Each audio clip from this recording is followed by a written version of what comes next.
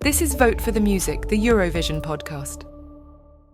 Hello and welcome back to Vote for the Music, the Eurovision podcast, Quickfire reviews. And today we'll be taking a look at the United Kingdom's entry for the Junior Eurovision Song Contest 2023. This is to music first, always. We are unstoppable. Open the frontiers to make people meet people. Music is not fireworks. Music is feeling. You're good to go. Thank you, vote for the music! This is Vote for the Music, the Eurovision podcast. The song is called Back to Life and performed by Stand Unique. Let's have a listen.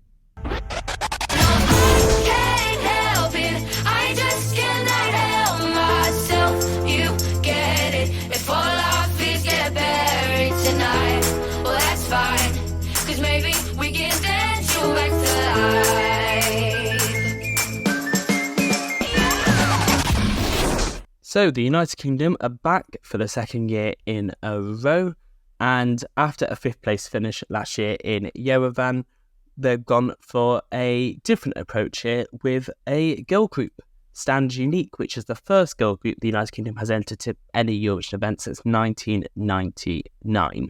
An interesting choice, I have to say. I mean, we have seen girl groups in Junior Eurovision before, many times in fact. However, they are not necessarily associated with quality music, more of the quick indie pop that quickly becomes annoying. However, it seems that United Kingdom is trying to put their own spin on this cliché.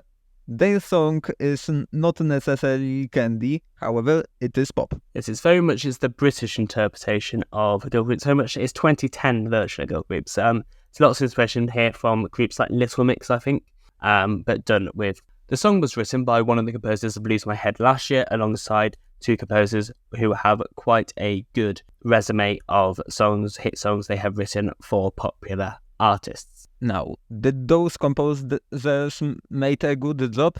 That is a hard question to answer. On one hand, the song is fairly catchy and I remember the hook quite well. On the other, it seems like there is lacking some core in this song. It goes through parts very quickly to the hook and the dance break, then and again to the hook and the dance break. It just seems that this song is undercomposed overall. There is not enough lyrical or musical content in it. Yes, I agree to an extent. I do really like this and I think it is really good and can get a very good placing. But I think there's a few compositional, I won't say mistakes, but decisions that I wouldn't necessarily agree with. And I think a lot of that is just how early that first dance break comes in. Because you get the first chorus, which isn't really a chorus, it's sort of a pre-chorus, and then we go into the dance break. And I think they should have held it back. I think we should have got a proper chorus at the beginning, and then they should have held back the dance break till about halfway through, if not 2/3 through the song, and then they could have really gone to town with it. Instead, we get the dance break within the first minute, and that means we just hear it again and again and again. And it's very catchy, but I think it ruins, perhaps, the anticipation of the dance break coming up. Paradoxically, just the sheer fact that the song is pop can work to their advantage, as most of their competition decided to go with ballads this year. Many ballads means that they are going to steal the votes from each other and overshadow each other, and the pop song, just by the virtue of being pop, is going to stand out from this crowd, which can earn them a lot of votes. However, will this be enough to earn them a win? However, does it have as high chances for winning the contest as Freya Sky? I personally don't think so. I think with Freya Sky last year, it must be pointed out that the chance of winning the contest was severely changed by conditional reasons about her health and her performance during the jury final, which changed the jury results to what perhaps they might have been in other soap processes and might have got a slightly better place. I think there's a lot of similarities with that song.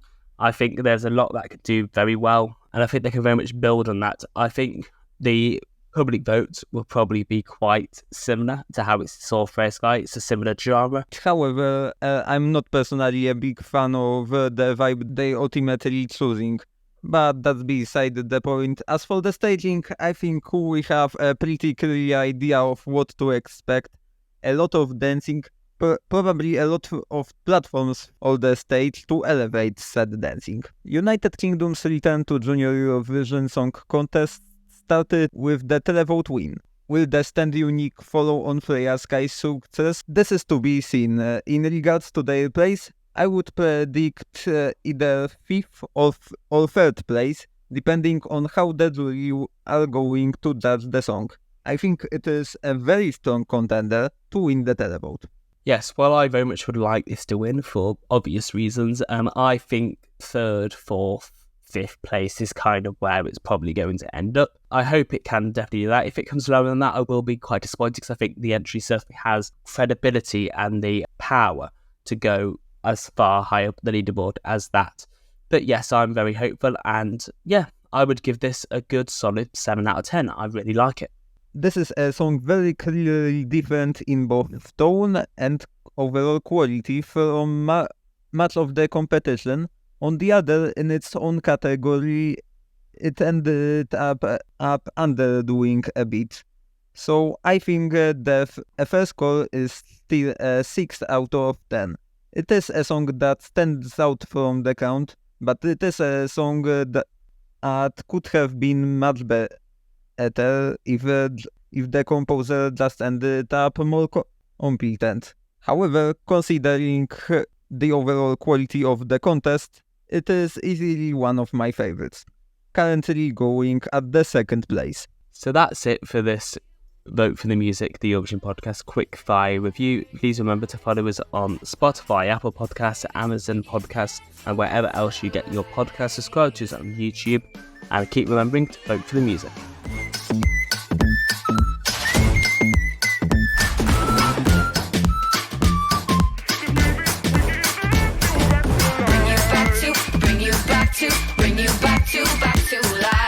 This is Vote for the Music, the Eurovision podcast.